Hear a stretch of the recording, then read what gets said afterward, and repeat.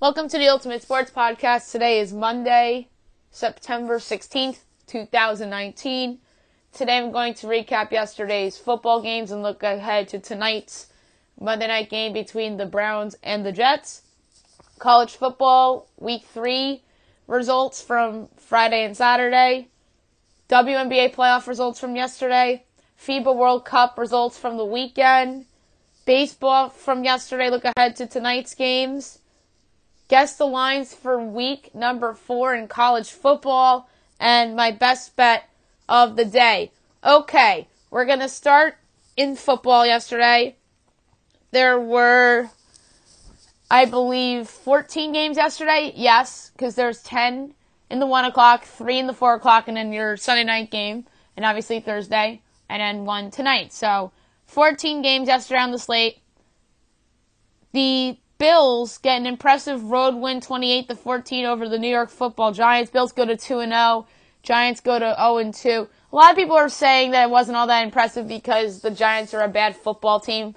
The Giants are a bad football team. That's very true. They are, in my opinion, the third worst team in the league behind the Dolphins, obviously, and the Cincinnati Bengals. The Bengals just looked horrendous yesterday, so I'm willing to say that the Cincinnati Bengals are the second worst team in the NFL. After that pathetic performance against the 49ers. We'll get to that game in a little bit. So, Bills, that was impressive because the Giants made that game interesting in the fourth quarter, and then after they do make it interesting, they put together a nice drive to put the game away. Josh Allen, 19 of 30, 253 yards and a touchdown. Eli Manning, 26 of 45, 250 yards, a touchdown, and 2 picks. All the talk in New York is that Eli Manning is going to potentially be benched for Daniel Jones.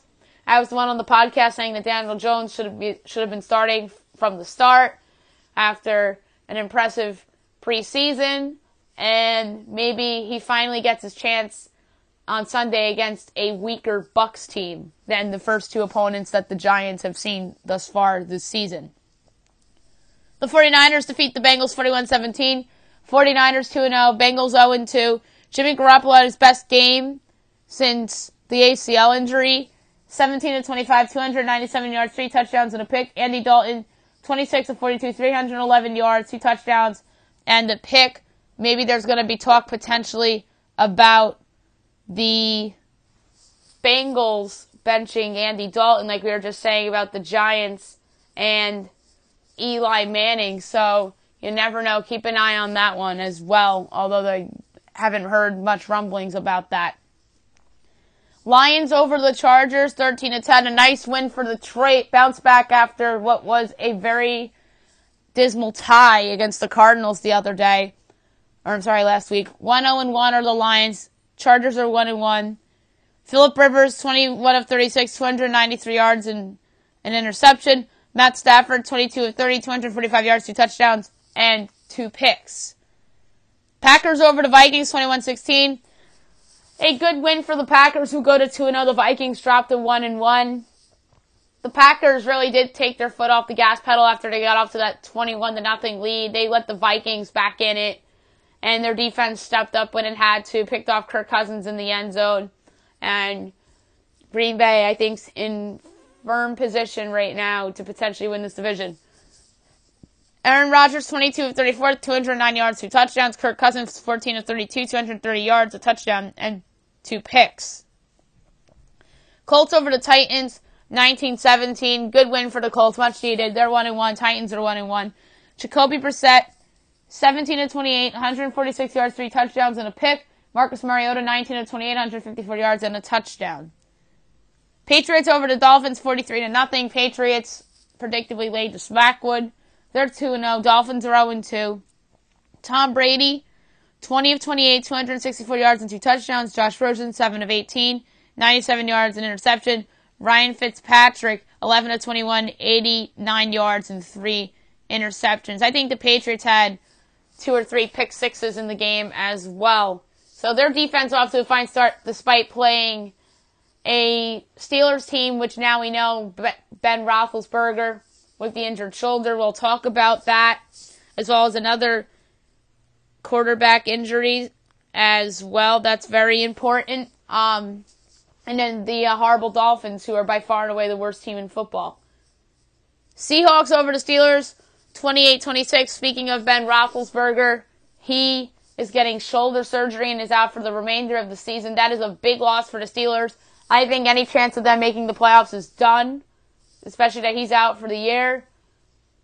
I think they probably are a team that goes like 5-11 or 6-10 maybe, and end up with a top 10 pick in the draft.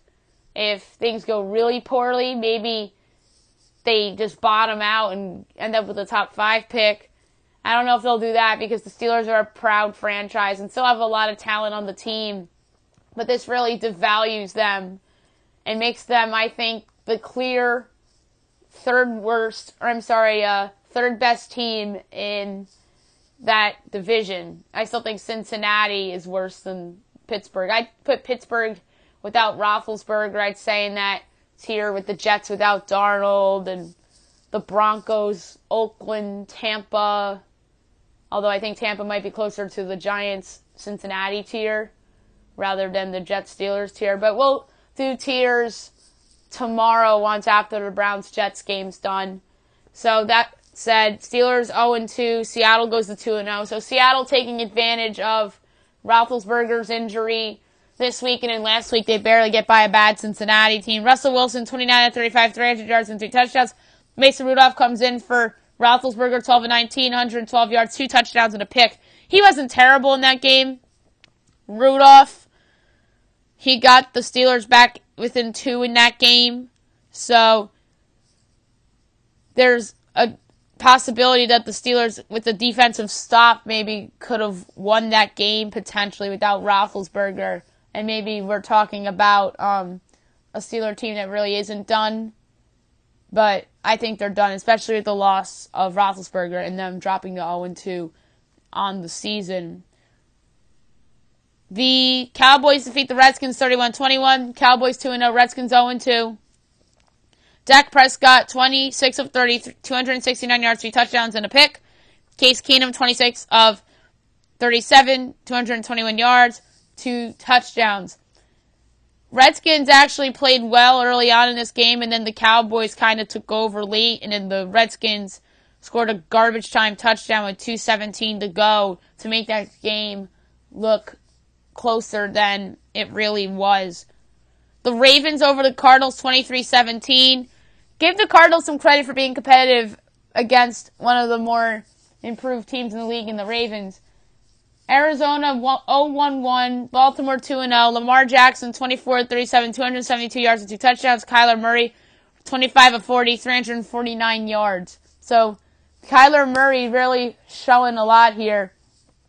I think the Cardinals could potentially be that team this season that spoils everybody's eliminator pool. There's always that bad team every year that spoils an elimination pool, and I think they're the obvious candidate right now. Obviously, last year it was the Bucs who were bad and had the quarterback thing going with Jameis and Ryan Fitzpatrick, and Fitzpatrick was going for 400 yards legit every game. So I guess it could be Arizona this year with Kyler Murray. And obviously this Cardinals team's a much more exciting team because of Murray than last year's Bucs team. And even the Bills last year were a team that played good spoiler in survivor pools. Everybody had Minnesota in the survivor pools last year in week 3, and then Buffalo went in there and beat them outright as a 16.5-point underdog. And I think that was Josh Allen's first start as well, if I'm not mistaken. Texans over the Jaguars 13-12. Jacksonville drops 0-2. Houston 1-1. Gardner Minshew 23 of 33, 213 yards and a touchdown. Deshaun Watson 16-29, 159 yards.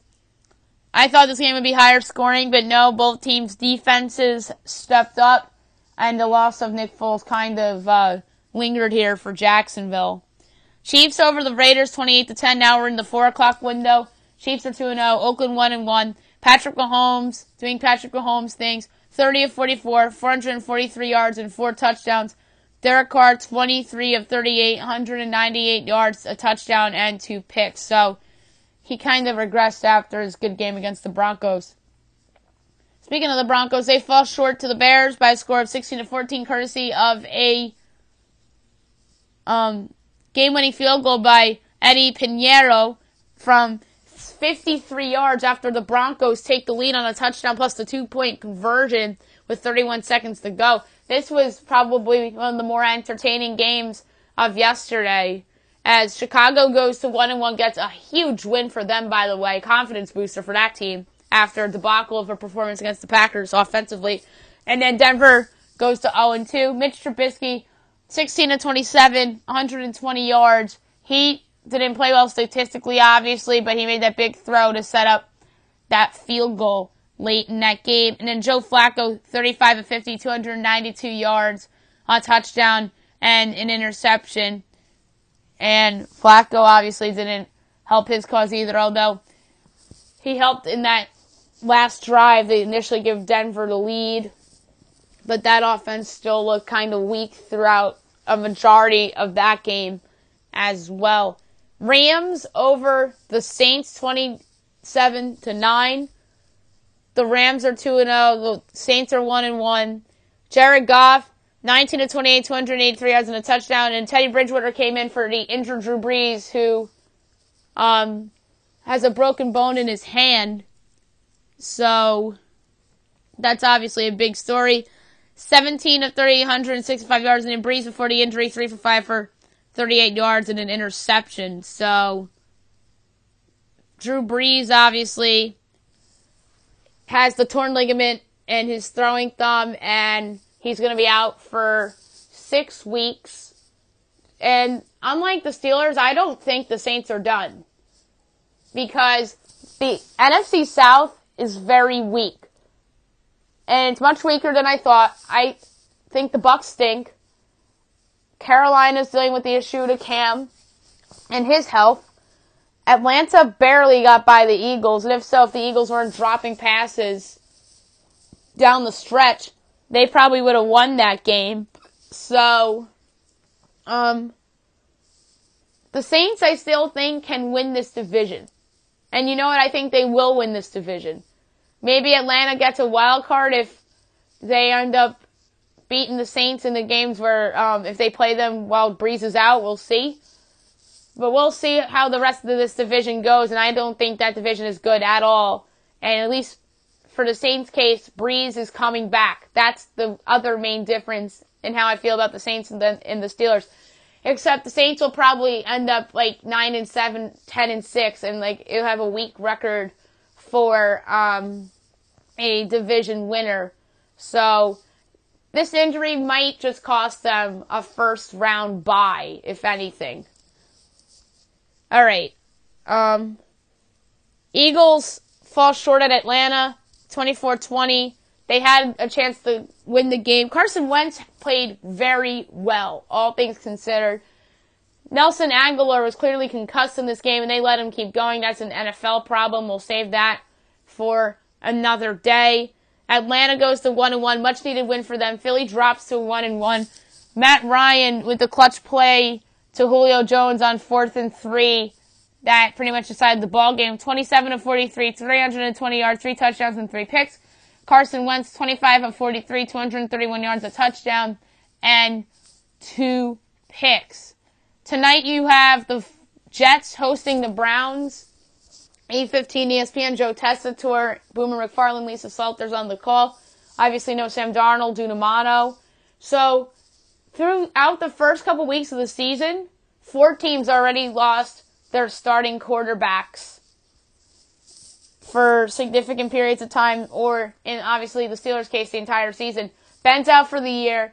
Brees is out for 6 weeks. Foles is out for another 7 weeks. And Darnold's out for perhaps 6 weeks. So those are 4 significant quarterbacks for 4 teams that all had aspirations of some hope. Obviously, the Steelers were hoping that they were going to win their division and kind of stick it to Le'Veon Bell and Antonio Brown in a way.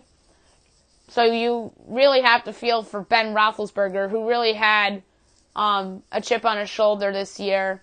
Drew Brees, obviously another guy with a chip on his shoulder because of how the NFC Championship game ended, so it must be a bummer for him to get hurt in this game, especially. Foles and the Jaguars. Foles obviously is injured, and that injury is kind of shown in that Texans game, although it didn't really show in that Chiefs game. But maybe Gardner Minshew. We're going to find more out about Gardner Minshew on Thursday when the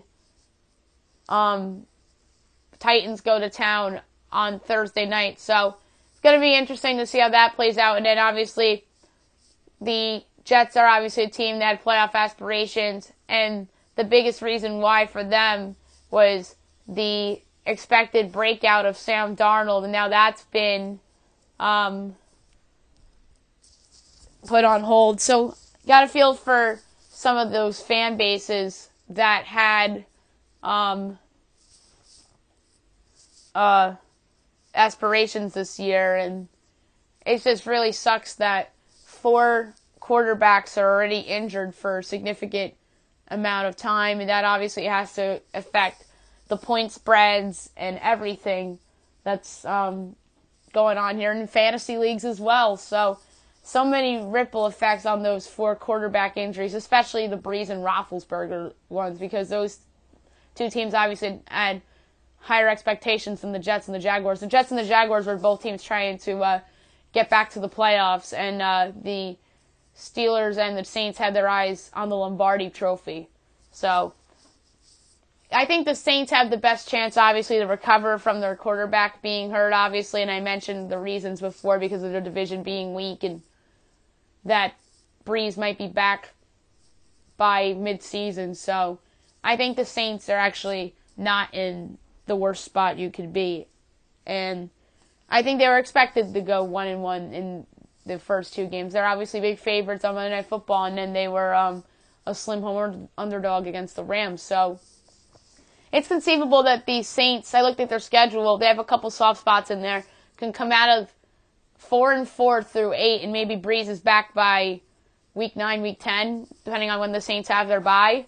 And the Saints would be 4-4 and battling Atlanta for that division, and it's going to come down to those games against the Falcons especially, and hopefully Breeze, I don't know exactly when they play the Falcons, but when they do, hopefully Breeze is back, and those games will be ultra competitive like we all want them to be.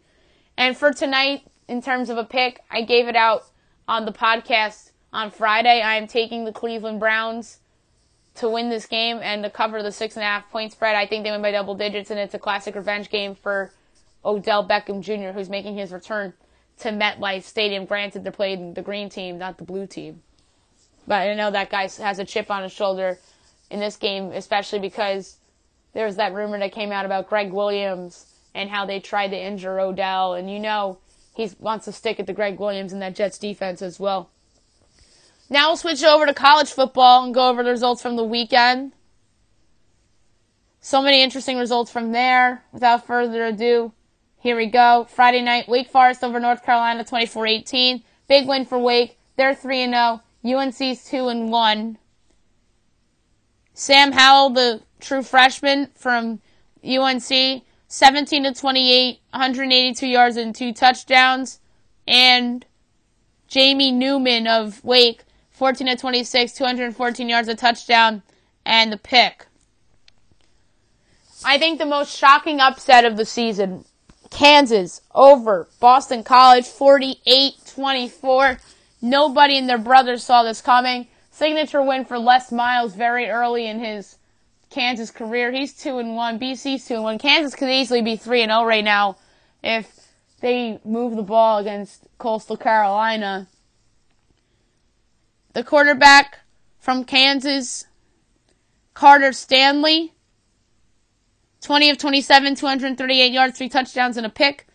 And Anthony Brown of BC, 18 of 36, 195 yards, and a touchdown. Number 20, Washington State over Houston, 31-24 in Houston at NRG Stadium. Wazoo's 3-0, Houston's 1-2. The quarterback of Wazoo, Anthony Gordon, 36 of 48, 440 yards, 3 touchdowns, and a pick. De'Ara King, 13 of 24, 128 yards, and a touchdown. Saturday games. Number 3, Georgia over Arkansas State, 55-0. Georgia, 3-0, Arkansas State, 1-2. This was a surprise to me that it was this big of a blowout. I thought that the Razorbacks would be more competitive here, but I was wrong. Jake Fromm, 17 of 22, 279 yards and 3 touchdowns. And the quarterback for Arkansas State, Logan Bonner, 20 of 35 and 124 yards. Number 6, Ohio State creams Indiana 51-10. I told all of you on the podcast that Ohio State was going to cover against Indiana. Ohio State's 3-0, Indiana 2-1. Justin Fields, 14 of 24, 199 yards and 3 touchdowns. And Peyton Ramsey, 19 of 33, 162 yards and an interception. Number 13, Penn State over Pitt, 17-10. This game was a lot closer than I expected. Pitt had a chance to tie it, but poor coaching by Pat Narduzzi caught up to them. Penn State 3-0, Pitt 1-2. The quarterback of Penn State, Sean Clifford, 14 of 30, 222 yards, and Kenny Pickett of Pitt, 35 of 51 to 372 yards. Temple over number 21, Maryland, 20-17. A big win for Temple. They are 2-0, Maryland 2-1. Josh Jackson, 15 of 38, 183 yards, a touchdown, and the pick. And quarterback for Temple, Anthony Russo, 20 of 37, 277 yards, 3 touchdowns, and the pick. Cincinnati over Miami of Ohio, 35-13. Cincinnati, 2-1. Miami of Ohio, 1-2. The quarterback of Cincinnati, Desmond Ridder, 14 of 30, 186 yards, 2 touchdowns, and the pick. And the quarterback from Miami of Ohio, Brett Gabbert, 10 of 18, 143 yards. Tennessee over Chattanooga, 45-0. So Tennessee's on the board in terms of wins. They're 1-2. Chattanooga's 1-2. The quarterback of Tennessee, Jarrett Garantano, 7 of 8, 142 yards and 3 touchdowns. And the quarterback of Chattanooga, Nick Tiano, was not very good either, obviously. 4 of 16, 40 yards and 2 picks. So they did a lot of running the ball in that game. Kansas State upsets Mississippi State 31-24. A huge win for the Wildcats, who could be the Big 12's surprise team.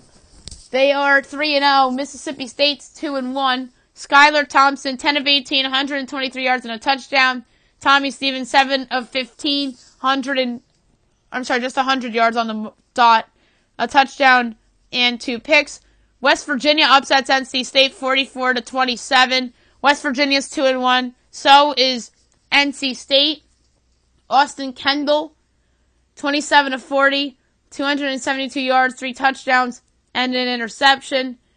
And the quarterback of NC State, Matthew McKay, 23 of 48, 207 yards, and a touchdown. So maybe West Virginia and Kansas State are 2 surprise teams in that conference, and maybe one of those teams that we thought were really good may not be that good. Maybe Iowa State's the flop team in that conference, but we'll see how the rest of the year plays out. I was down on Texas Tech this season, and I was actually high on everybody else in the Big 12 in terms of like that middle tier. And then Kansas and West Virginia. I thought West Virginia had a chance to surprise, and then Kansas State I wasn't sure about. But it looks like it's Kansas State and West Virginia that could potentially make bowl games this season. Virginia Tech over Furman 24-17. Virginia Tech is 2-1, Furman 1-2. The quarterback for Virginia Tech, Ryan Willis, 17-21, 123 yards, a touchdown, and an interception. And the quarterback of Furman, Darren Granger, he threw for 63 yards and a pick, 8 for 15. Eastern Michigan over Illinois, 34-31, a big upset for Eastern Michigan, who are 2-1 on the year. Illinois is 2-1. The quarterback of Eastern Michigan, Mike Glass, 23 of 36, 316 yards and 3 touchdowns.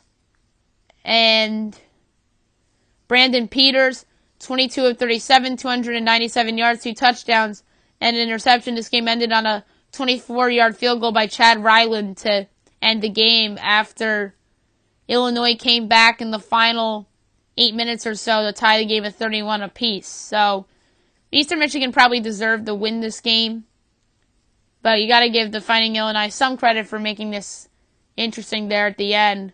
The Citadel over Georgia Tech, 27-24 in overtime. That is a surprising result in terms of the FCS over FBS. Citadel 1-2, Georgia Tech 1-2, but nobody really thought that Georgia Tech was going to be good anyway, so maybe it was a sort of a non-surprise. Lucas Johnson, 5 of 10, 91 yards and a touchdown, and the quarterback of the Citadel, Brandon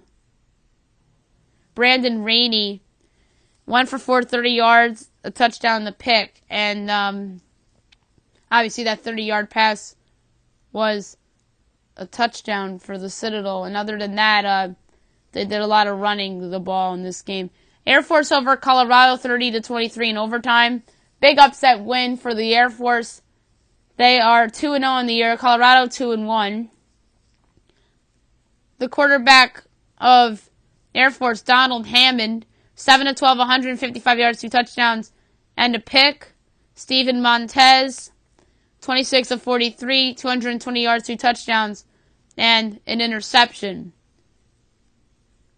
FAU over Ball State, 41-31.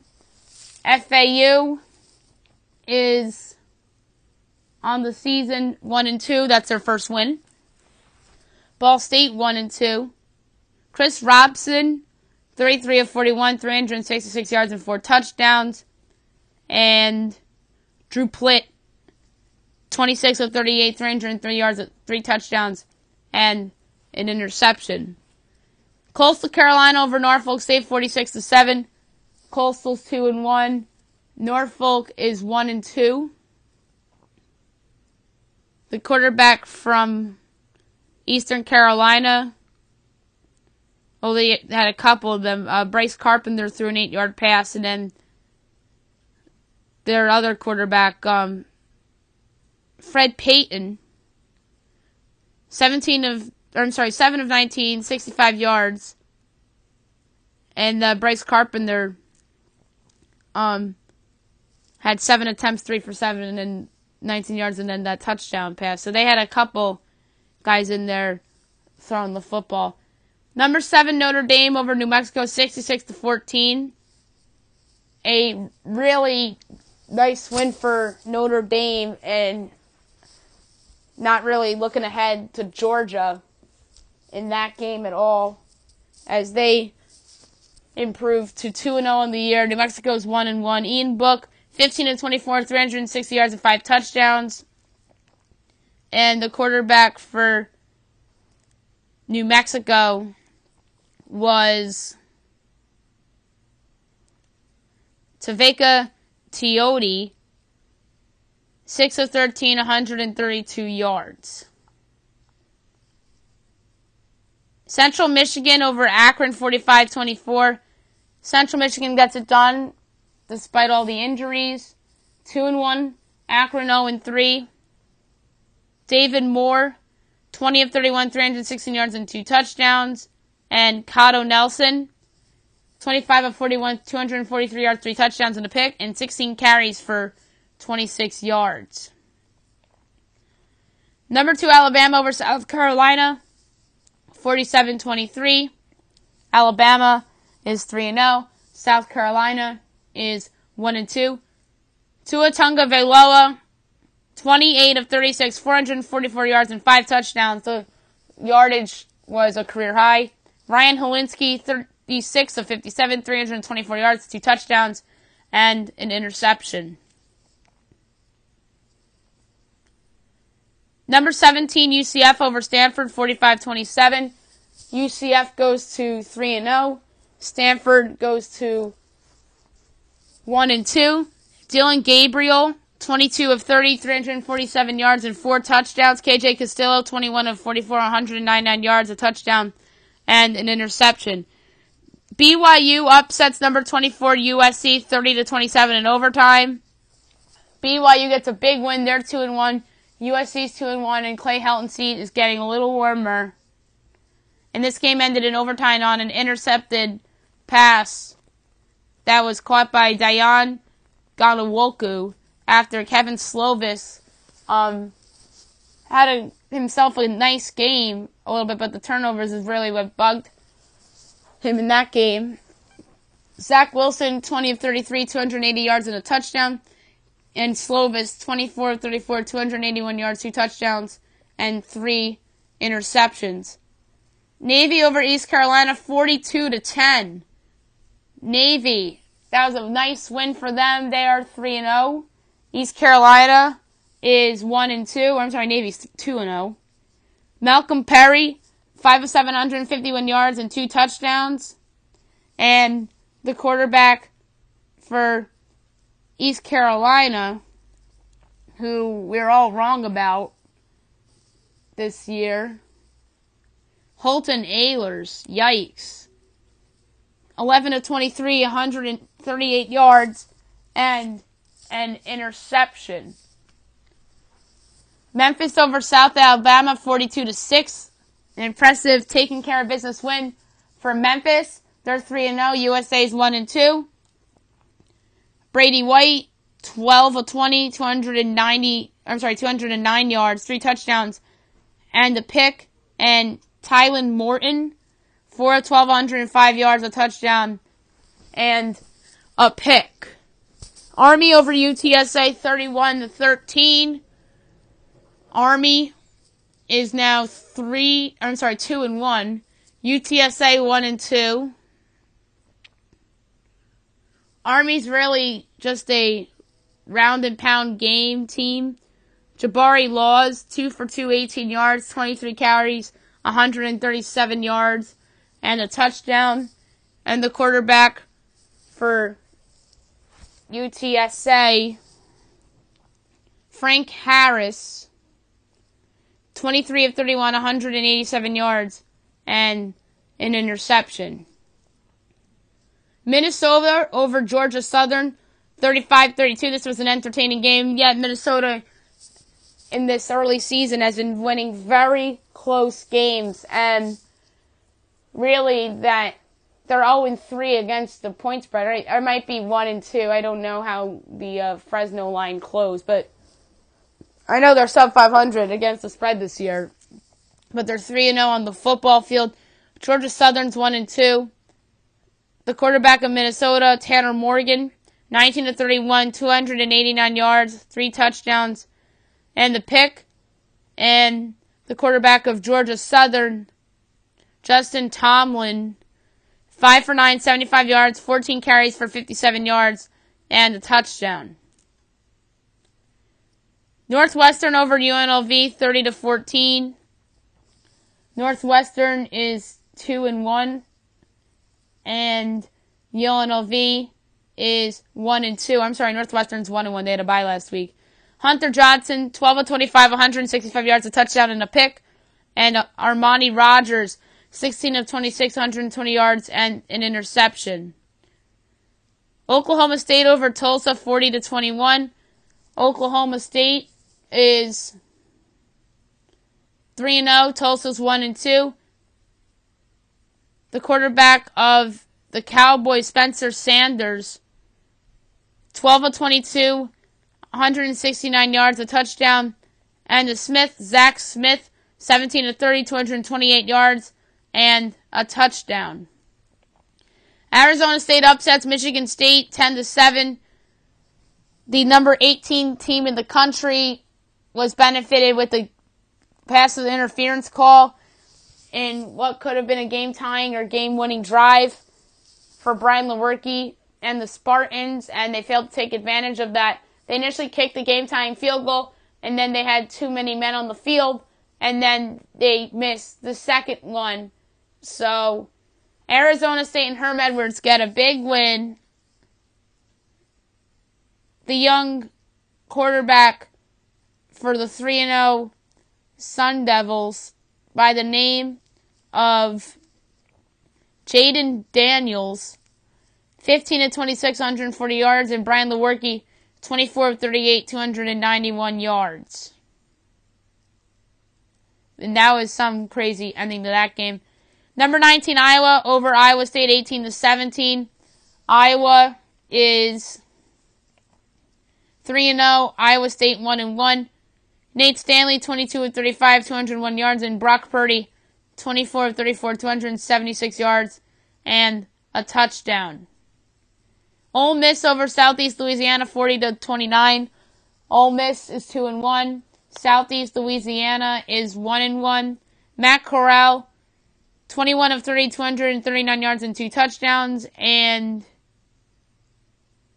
Chasen Virgil, 29 of 44, 309 yards, 2 touchdowns, and 3 interceptions. Arkansas over Colorado State, 55-34. Arkansas is 2-1. Colorado State is 1-2. Nick Starkel, 20 of 35, 305 yards, and 3 touchdowns. That was his first start as a member of the Razorbacks. And the quarterback of Colorado State, Patrick O'Brien, 7 of 10, 106 yards, and a touchdown pass. Louisville over Western Kentucky, 38-21. Louisville is now 2-1. Western Kentucky is 1-2. The quarterback from Louisville, Malik Cunningham, 8 of 13, 119 yards and 2 touchdowns. And Stephen Duncan, 25 of 47, 345 yards and 3 touchdowns. Miami over Bethune-Cookman, 63-0. Miami finally gets his first win. They're 1-2. Bethune-Cookman drops to 1-1. Jaron Williams, 19 of 24, 254 yards, and 3 touchdown passes. And the quarterback for Bethune-Cookman, Akevius Williams, 9 of 18 for 42 yards. 19 of 18 doesn't make any sense. Number 11, Utah over Idaho State, 31-0. Utah on the season is now 3-0. Idaho State is 1-1. Tyler Huntley, 282 yards, 3 touchdowns, 5 for 19. And the quarterback of Idaho State by the name of Gunnar Amos, 7 of 17, 52 yards, and an interception. Oregon State over Cal Poly, 45-7. Oregon State 1-2. Cal Poly 1-2. Jake Lutton, 17 of 22, 255 yards and 4 touchdowns. And Jalen Helmer, 5 of 10, 112 yards, a touchdown, and an interception. Cal over North Texas, 23-17. Cal, with another impressive win, is now 3-0. Texas 1-2. The quarterback of Cal, Chase Garbers, 9 of 22, 129 yards, and a touchdown. And Mason Fine, 21 of 40, 210 yards, 2 touchdowns, and an interception. Louisiana Tech over Bowling Green, 35-7. Louisiana Tech on the season now 2-1. Bowling Green 1-2. Jamar Smith, 19 of 26, 267 yards and 2 touchdowns. And the quarterback of Bowling Green was a gentleman by the name of Darius Wade, 18 of 38, 171 yards, and an interception. Wyoming over Idaho, 21-16. I'm just going to go through the rest of the scores because I'm running low on time. Liberty over Buffalo, 35-17, had that upset. USF over South Carolina State, 55-16. Charlotte over UMass, 52-17. Southern Miss over Troy, 47-42. Marshall over Ohio, 33-31.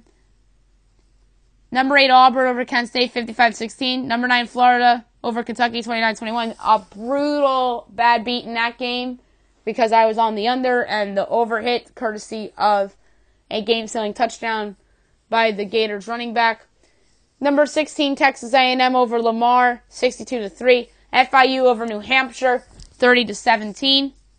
SMU over Texas State, 47-17. Nevada over Weber State, 19-13. Western Michigan over Georgia State, 57-10. Toledo over Missouri, 45-0. Duke over Middle Tennessee, 41-18.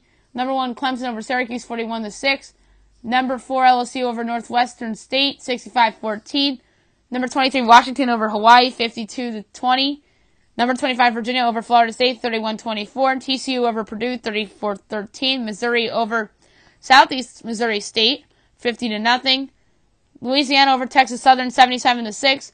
Number 5 Oklahoma over UCLA, 48-14. Number 12 Texas over Rice, 48-13. San Diego State over New Mexico State, 31-10. Tulane over Missouri State, 58-6. Nebraska over Northern Illinois, 44-8.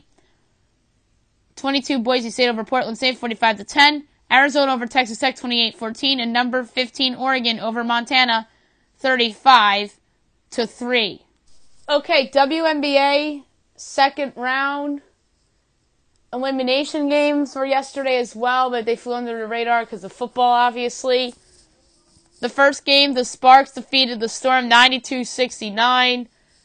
The Sparks advanced to the next round as they'll take on the Connecticut Sun.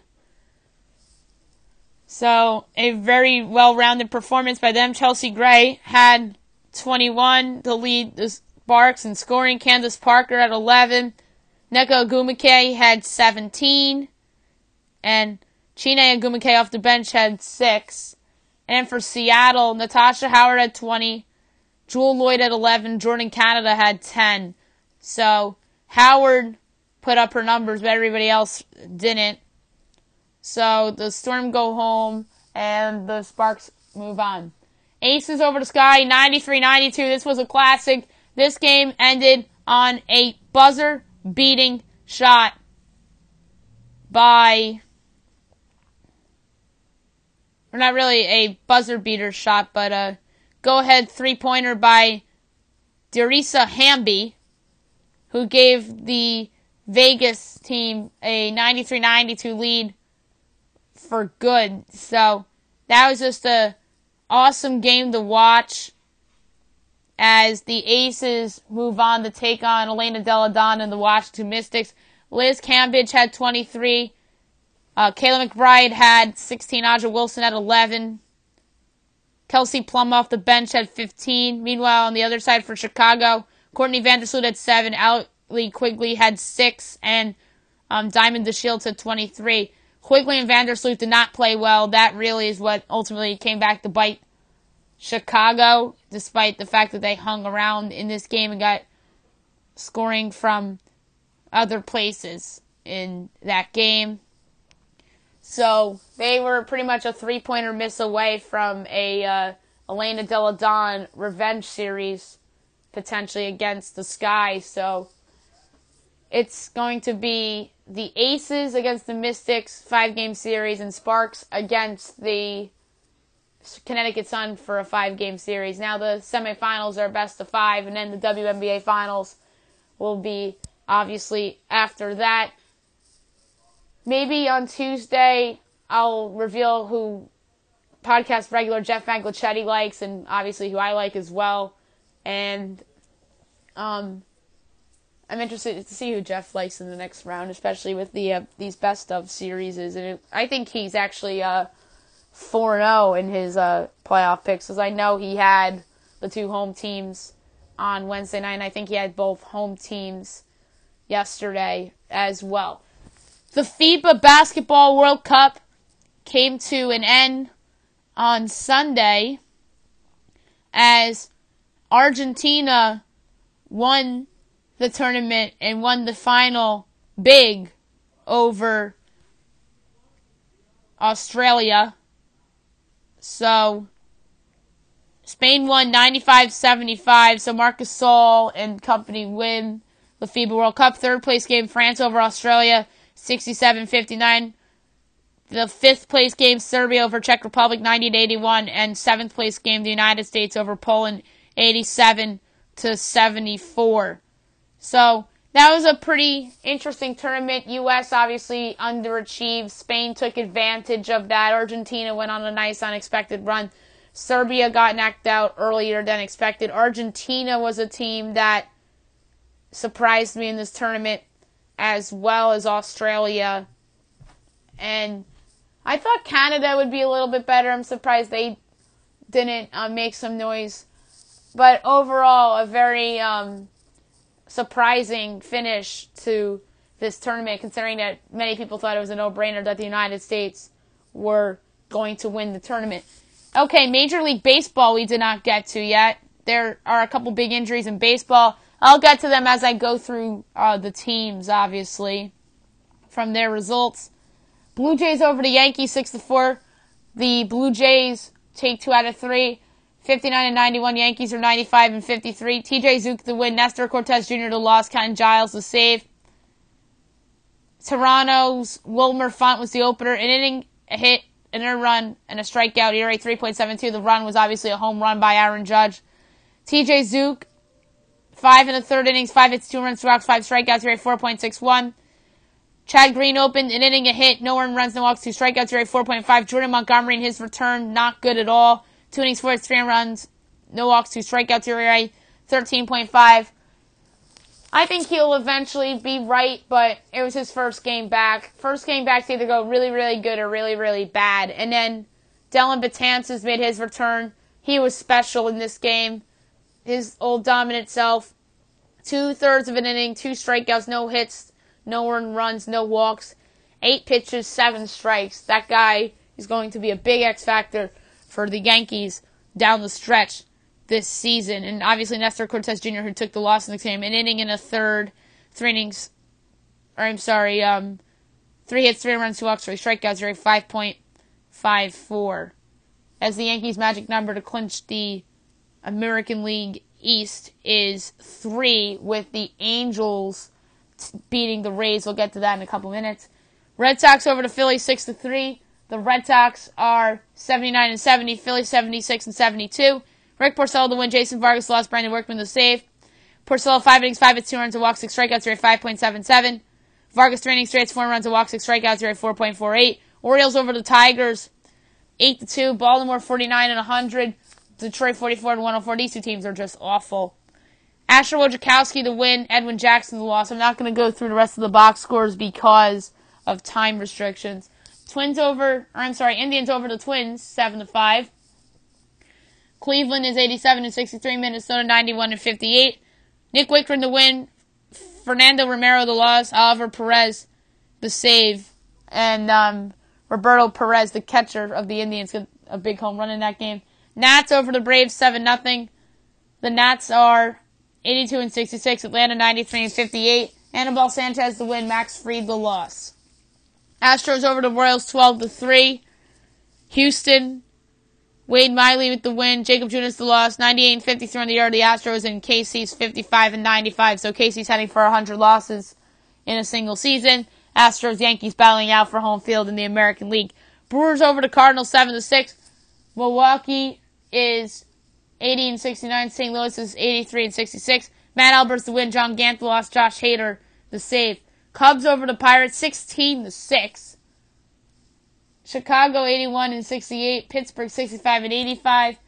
Getting the win for the Cubs in this game was Brad Week, and getting charged with the loss for Pittsburgh in this game, Trevor Williams. It's amazing what the Cubs offense has done in its last 3 games. Obviously, Javier Baez out for the season with the broken finger, so it's just amazing. Nico Horner comes up and has 2 home runs on the homestand, and he's really done a nice job replacing Baez so far, and hopefully he gets some playing time in the postseason for the Cubbies. A's over the Rangers 6-1. Oakland 90-60. Texas 74-77. Sean Manaea the win. Getting charged with the loss for Texas, Jonathan Hernandez, and Jesus Luzardo gets the save. Rockies over the Padres 10-5. The Rockies are 65-85. San Diego 68-81. Getting the win for the Rockies was Sam Howard, and Cal Quantrill charged with the loss for the Padres. Giants over the Marlins 2-1. San Francisco 72-78. Miami 52-97. Getting the win for San Francisco was Tyler Rogers. Getting the loss for the Marlins, Yarlin Garcia. Will Smith gets his 33rd save of the season. Angels over the Rays 6-4, as the tragic number for the Rays in the AL East drops to 3. The Yankees will probably clinch it this week. LA 68-82.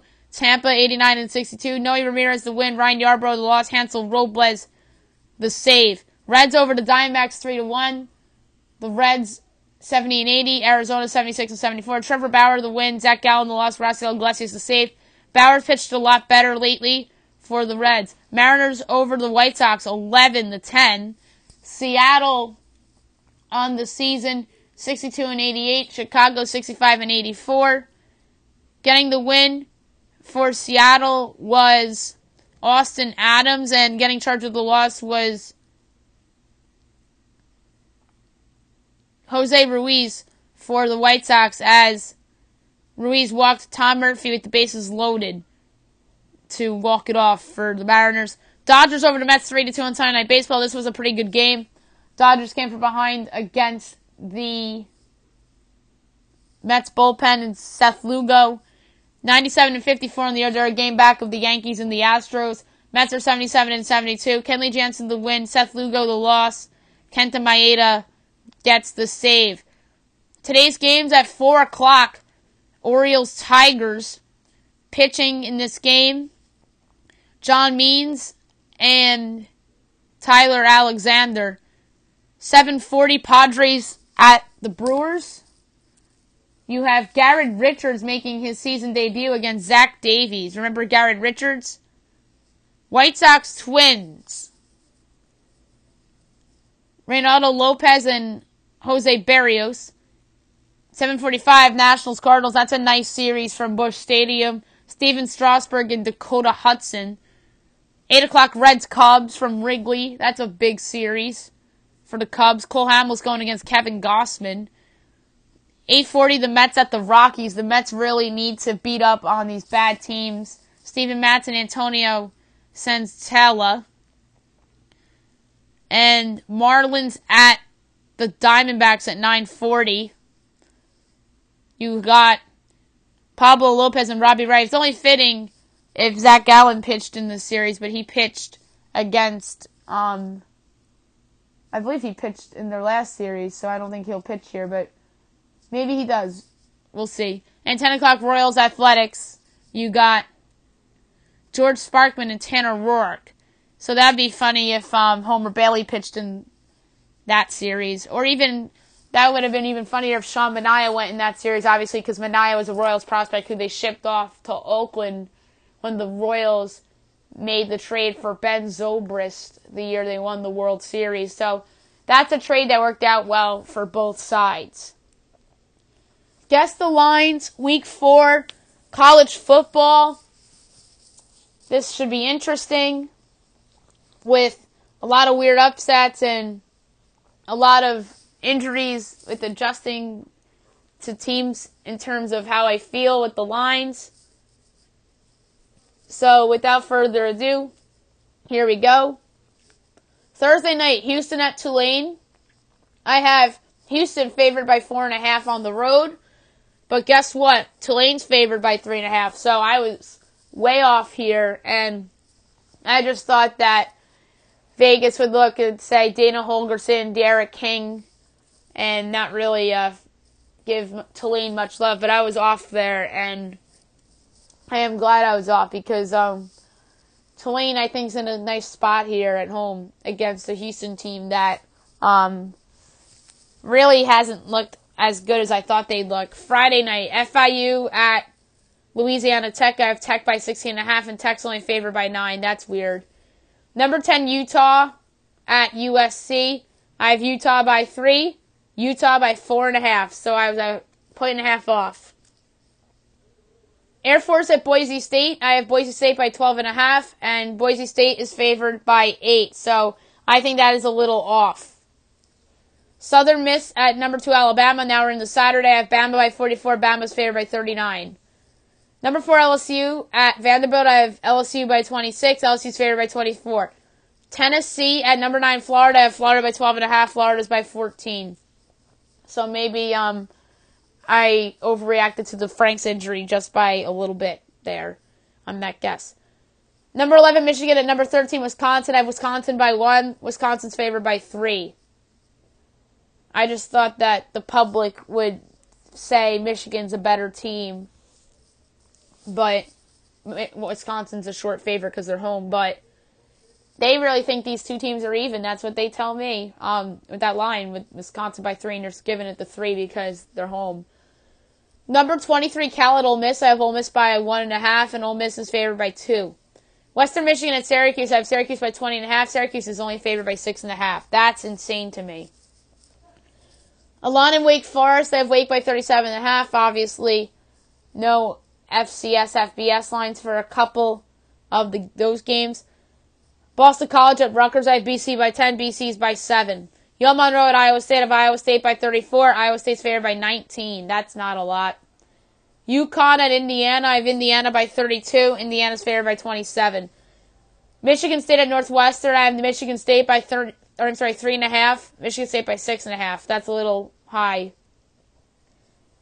Morgan State at Army. I have Army by 30.5, but they don't have that line posted. Coastal Carolina at UMass. I have Coastal by 11.5, and Coastal's favored by 17. Louisiana at Ohio. I have Ohio by 13.5, and Ohio's only favored by 3. That's a head scratcher to me unless there's like an injury or something, because I think Ohio is much better than Louisiana.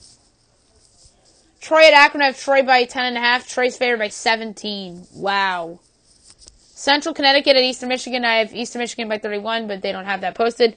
Miami of Ohio at number 6, Ohio State. Ohio State by 36.5. Ohio State's favored by 40. Number 8, Auburn at number 17, Texas A&M. I have A&M by 3. A&M's favored by 4. 1 point off. Number 15, UCF at Pitt. I have UCF by 7.5. They're favored by 13.5. Number 22, Washington at BYU. I have Washington by 6. Washington's favored by 6.5. Half point off.